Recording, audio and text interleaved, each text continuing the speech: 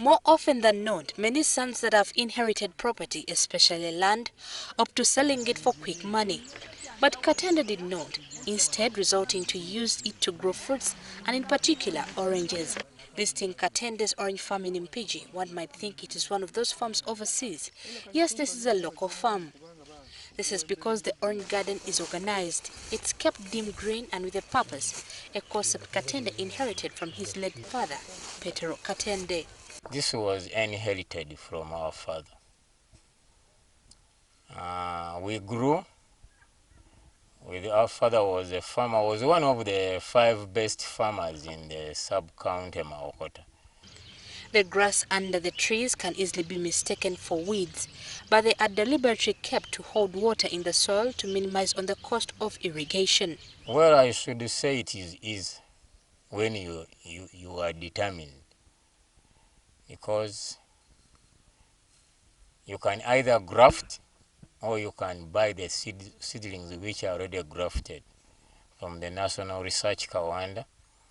Then you take the right measurements. Like in the orange, we plant 4 meters to 4 meters from each seed hole. Like the saying goes, like father, like son, in order for Katende to leave a legacy, he has already embarked on teaching his son, Noam Tiaba, who now does the spraying on the farm as well as raising structures on the fruit branches to keep farming. Now when they sit down on this pascarum, you'll end up, there are some maggots or some insects which can come and pierce it. And immediately when it pierces, it's going to get a bacteria inside. That's the maggot. Then to avoid all that, we have to keep it up. That's why even we planted this pascarum, so that they don't sit down on the ground, on the soil. Growing oranges is not tedious right from planting to flowering. Once one is determined to take up challenges such as flies that attack the fruits, especially when they're turning yellow. That's why normally we do spraying at least every after 2 weeks to overcome those problems. Employing now more than 30 people on this plantation, Katende says post-harvest handling is the challenge that is emerging on his farm, since not all that is produced can be consumed in its raw form. You know, we are still lacking power here. We have not yet received power.